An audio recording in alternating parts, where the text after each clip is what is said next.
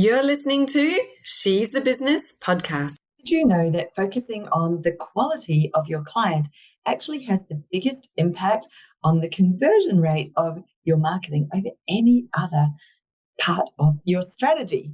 Well, if you did know it or if you didn't know it, we're diving into this topic in today's episode. So stay tuned, it's coming right up. Hi, I'm your host, Jessica Osborne, and in my 23 years of business and marketing, I've built many brands to become multi-billion-dollar companies. And just in the last 10 years, I've built 2 online businesses of my own from my dining room table with 2 little babies running around at my feet. I've made it my mission to inspire you to get out of your own way and become the successful business owner who's living the lifestyle you really desire without all the hustle. This is She's the Business podcast, made by women for women. This is your weekly dose of motivation and inspiration. Hello, everybody. So today we are diving into an episode all about the link between quality of your clients and the conversion rate you experience when you're selling to them, like how easy they are to convert into a client. Now, this is something really interesting that I've uncovered over the last few years and noticed a huge correlation. As the quality increases, so does the conversion rate. And that's what we're going to dive into a bit today. So, what does this mean? How can you increase your quality and therefore increase your conversion rate so that you can make sales more easily? Well, that sounds like a dream, doesn't it? A win-win for everybody. We get better sales, better clients, people that we really love to work with. Absolutely. Who wouldn't want that in your business? Now, this whole conversation was really prompted by some conversations that I have been seeing recently on the social media. And, some people at this time of year having those reflections on the business that they had last year, on how things went last year, what they really want to call in for this year, what their intentions are, and they're resetting their vision, their goal, the headlights in that new direction. And what I noticed was some people saying things like, well, I'm really over clients that are ghosting or negotiating on price, paying late, who don't respond, who are not committed, etc., etc. And one of these ones I replied back to and I said, well, it sounds like, you're really ready to align to a new level of client, like a better quality of client. Because, would a quality client really do all of those things? And they replied back, interestingly, saying, well, I attract a lot of ideal clients, but yet these things are all still happening, and they were frustrated by it. And that made me feel like, wow, this is a really interesting conversation that I feel like we need to have around what does actually make a quality client. Do people really think about this when I am identifying what is our ideal client? Like, who are we trying to attract? And also, therefore, what's happening with the business and your business health in general? How good is your conversion rate right now? And typically, the people who are saying these things about their clients and the type of people they tend to attract were also saying things like they currently undercharge, they have trouble with sales, they have people booking sales calls with them and not turning up. There was a lot of this real undercurrent of just non-committed, nothing really happening with the relationship. And this wasn't specific to any holiday season or time of year. This was what had been happening throughout the year of 2023 and probably even before that as well. So it doesn't take any sort of rocket scientist to start to uncover some things here. And, I guess they're asking the questions of like, well, how do I attract a better quality of client? How do I find those right people? How do I get them to say yes? And so this is a conversation I really, really love to have, because the first place we need to look is, well, what are you defining as your ideal? And if you're not including these type of quality factors that I would call, class in the way of quality. Like, how great are these people to work with? If you're not including any of those in your targeting, in your description of your ideal client profile, and your understanding of who you want to call in to work with you, then now's the time to start, right? So you could ask yourself questions like, well, what do they like to work with? How do they respond? What is their sales conversation like? How do we connect and collaborate and work together? Because you know as well as I do, when you're running any sort of coaching business or even a service business, your client also does the work, right? They do some part of the work. They need to respond to you. They need to get back to you. If you're providing a service to them, even if you're doing everything for them, you can't possibly do the entire 100%. You still need access into their accounts and programs. You still need them to provide you with information, with plans, with direction, with a brief. And obviously, if you're coaching someone, it is so much a partnership, because while you can coach somebody, you can't do their push-ups for them. Like, they need to go away and do what you discussed, take the action, do the thinking, make the decisions, because it is their life, their business, whatever it is, their health. They need to take that action that you guys have worked out together to be the best form of action for them. So the only way to succeed is clearly where your client is committed, where they show up, where they believe in and see the actual value of what it is that you're doing together. They want it as much as you want it, right? And you're not just there providing a service for a return of $1 here and there, or income, maybe, of course, it's not just $1, but you know what I mean. It's not just an exchange of money for an output, because you're not selling nuts and bolts. You're not selling blocks of cheese. You're selling something that is providing a service to them. It's helping them to grow their life, their business, whatever it is. And there is obviously input and commitment that happens on both sides. So that's the first thing. Are you including any of these quality measures in figuring out who your ideal client really is? And maybe there's a bit of refinement that could happen there, because if you are noticing that any of those qualities that are maybe not ideal for you, don't make a great business for you, make you feel like, you're sucking your soul dry on this work and you're not enjoying it, but you're just doing it for the money. If there's any of that going on, that's a real massive sign that we're missing the quality markers. So whatever you want to call them, as part of the profiling that I highly encourage you to do when you're profiling your ideal client. You need to have somebody who's on the same level as you, who's going to be committed, who believes in the same things as you, and has those values that are aligned, so that you really gel together and you get great outcomes. It would be, if you didn't do this, just to give you an example, it would be a bit like saying something like, well, my favorite food is lasagna, and meaning, well, it includes meat, cheese, and pasta. And then you can think about, well, what are the types of lasagna that are out there? You could go to the supermarket and buy a frozen lasagna, and it ticks those boxes of having meat, cheese, and pasta in it. You could have a homemade one that is of extremely high quality. Everything is homemade, really good quality ground beef that's going into it, loads of vegetables, homemade pasta sauce. The quality difference between those would be insanely different. Yet, if your tick boxes were, yes, they've got meat, cheese, and pasta, both of them would qualify, right?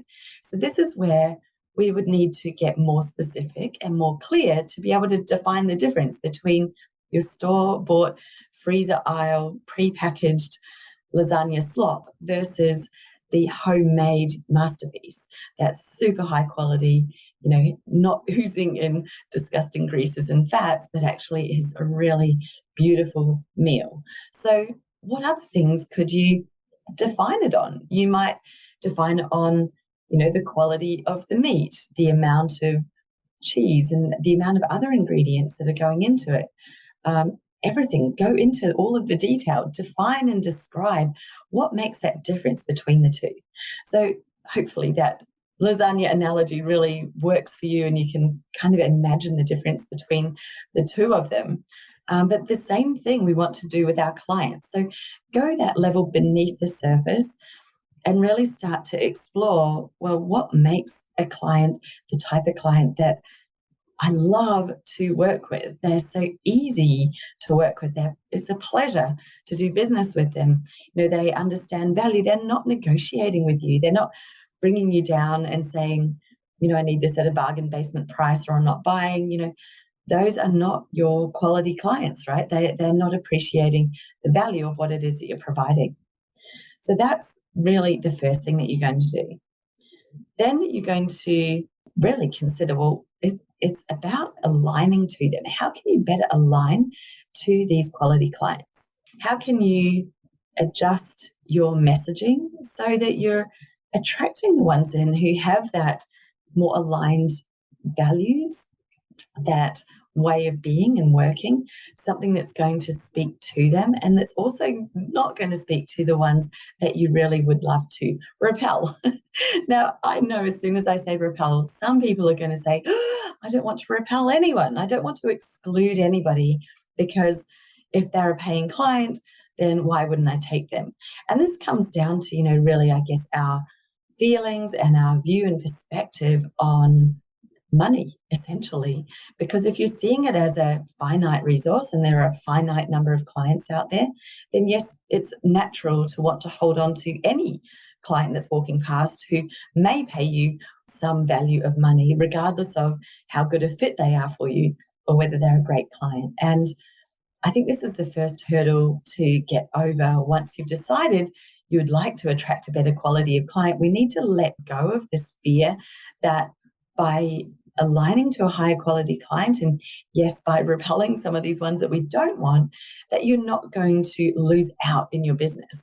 There's actually an abundance of prospects out there. There are people out there who would have been ignoring you in the past because you've probably not been speaking their language. And so an adjustment just means that you're realigning to a new, slightly different demographic of people than you were before. You're not cutting some off and having less.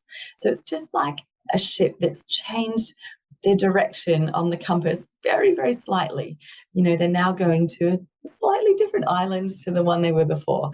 But both islands are equally plentiful. They both have an abundance of food on them and abundance of resources, and you don't need to worry about running out. Now, I know it sounds so simple, but these are the two biggest hurdles that I find so many people have. And if you can overcome them, then you have such an incredible experience.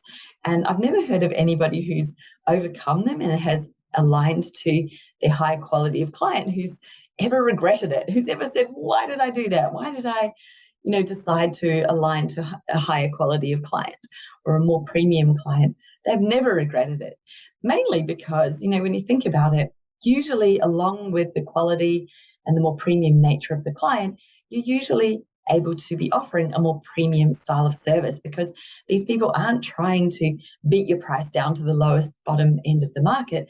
They're actually usually looking for quality. They're often looking for more. They're looking for, well, what else can you give me, or can we do more? They are that type of person who's looking for more.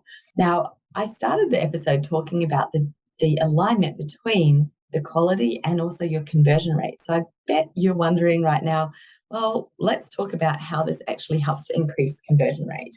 What does that actually mean? So what this means is as you are aligning to a better quality of client, we're actually becoming more defined and more refined, which is another way of saying, you're becoming more specific, which is a fantastic thing. Because as we have shown, and there's so much data out there that shows this, is that the more relevant you are to somebody, as in the more specifically aligned you are to that person who's looking, and they can see that there's a clear connection between you and their business, you're the right fit for them, then the sales are easier, right? So a number of factors come into having a higher conversion rate, but this is the first gate. You have to be super, super relevant. These days, we've got so much choice out there. We've got a lot of people to choose from. So the person who wins in the end is the one who is the most relevant, the most aligned, and the person who's buying is thinking, this one is the best fit for me. We're much more looking for somebody who's the right fit versus just a price whenever we're looking at any type of service-based product. And, really this even extends into digital products, online courses, even memberships, that type of thing, definitely with group coaching programs, because there's so many out there. Like I couldn't even give you a guess of how many courses there would be if we just picked a topic and said, let's find out how many courses there are on this topic. And I guarantee you they would range from anything from a $10 course into the thousands and maybe even up to 10,000 for the same topic. Like literally, you could find that big an array, which means that there's a price point for everybody. There is something out there for everybody, which means fantastically for you. You can choose where your ideal price point is. And ideal for you, meaning it actually works for you and it's not something based on what I think the market will buy. What will the people pay for this? Well, people pay for things what they believe based on the value that they perceive. And the same person may see $100 as being both crazily cheap for one thing and extremely expensive for another. So it's not really about the numerical value, because that same person might have no problem spending $100 on something like a laptop. They go, that's insanely cheap. I'm going to spend $100. Absolutely. How many can I buy? Whereas they might think, oh, $100 for an ice cream, oh, that sounds like it's astronomically overpriced. I'm never handing over this money for that. So you can see where, and you would probably have these same examples where you could go and think of one amount of money and where you would happily hand it over versus when you absolutely would not. So it's not actually about the number. It's about what they're perceiving that value to be. This is all in, obviously, the way that you're building your offer, how you're defining it, and how you're aligning it to that client. So the first step being it's relevant. Absolutely. It needs to be so relevant. You need to be perceived as the right option for them, the most relevant. The second one is that the offer sounds like an absolute no-brainer. It's really great value. Now, as I just said, it's not about the price tag on it, but it is in a way, because obviously they need to feel like this is great value for what I'm receiving. So something that's $10,000 can still be absolute great value if you've put together an amazing $10,000 package. Something that's worth $1,000 can be really expensive if you've not put together an amazing $1,000 package. So the price is kind of irrelevant, but relevant at the same time, because it's completely tied to what it is that you've built your service offering on and how you're presenting it. Now, the conversion rate thing, this is where it comes in. What we've found and what we discover, and certainly I've experienced this myself, is that the more specific we get, the better aligned we get with both who it is that we're targeting and how well aligned our offering is for them as well. So there's sort of alignment happening there on both angles. Then conversion rate increases. So we typically would see somebody going from having a 1 in 4 success rate on a sales call to having 3 in 4 success rate on a sales call, which would go from like 25% to say 75% and even higher. I've absolutely experienced times in my business where, my success rate was well in the 90s, which is incredible. And that's really down to super specific messaging and alignment with the offer, obviously. Otherwise, they wouldn't have bought it, right? So let's look at that for a moment. I'm not going to make your brain do too much crazy math, but when we look at going from 1 in 4 to 3 in 4, so that either means that you're selling 3 times as much when you've increased that conversion rate, or if you're already full and you don't actually want more clients, you can spend less time doing sales. You can spend 1/3 of the time doing sales than you did before, because more of your calls are successful. 3 out of the 4 being successful, that means that you need to do a lot less sales to win the same amount of clients that you are now. So either way, it's a win-win, no matter where you are right now in your business. If you want to be signing more clients, fantastic. Let's look at how you can increase your alignment, increase that relevance with your ideal client, have your offer be more aligned with them so that we can increase your conversion rate. If you're already at capacity, then maybe we could reduce some of that admin time or the unpaid time, which includes, yes, sales calls and marketing, because you don't need as big a volume to be coming in if you've got a higher conversion rate. That is really the simplicity of business. So often I think we get focused on, well, I need more. I need to be getting more people in the door, because if I get more people in, then I'll sign more people. But what if instead we actually focused on the conversion rate and increasing the conversion rate on what's already coming in? Then how much easier would your life be? You'd be spending less time on those calls, having a much more enjoyable time, of course, because 3 out of 4 would be converting. So that would be where I would see as working a lot smarter versus working harder, is to be focusing on that increase in the conversion rate. So this is where, as you can see, once we start looking at quality of clients, alignment, and defining them, you can see an increase in the conversion rate of your sales, which obviously helps your business. You're either going to gain more revenue and profit, certainly more profit, because you'll be spending less time doing unpaid things such as sales calls that don't convert, and you can gain back some of that time, precious time. So you either can reinvest that time into your business, or you can have some more time for yourself. And that is really what the game is all about, right? Why else are we in business except to have that lifestyle? At the end of the day, we're all humans. Let's enjoy that time that we have on this planet to its fullest. So I hope this episode has been insightful for you, maybe a slightly different take on how we actually can create more clients without focusing on more volume. Actually increase the quality of your marketing, increase the quality of your sales, increase the quality of your clients, and that will result in an increased conversion rate, which is an absolute benefit to you in every way possible. I'm looking forward to our next chat. I'll see you next time on She's Business. Ciao. Have you ever considered just how much easier your business would feel if you had committed, ready to work with you, prospects dropping into your inbox automatically every month without you having to go looking for them? Well, that could be entirely possible. Imagine no ads, no sleazy cold outreach and DMs, no hours and hours spent scrolling social media looking for leads, and definitely not sitting around waiting for the odd referral to drop into your lap. This is about your marketing strategy that turns you into a magnet for committed, high-value clients who are exactly the right fit to work with you and actually ready to work with you as well. So please come and join me for my very short but jam-packed, full of excitement, live training called The Magnetic Formula. This is the only time I'm running this training this year. Come and join me live. It's happening on September the 7th. Mark your diaries. Come and join me, and I'm going to share with you the proven formula that I used and that I teach my clients as well through my programs on how to become the magnet. So you're drawing in those right people to you, and you don't have to spend your precious time out there hunting down sales.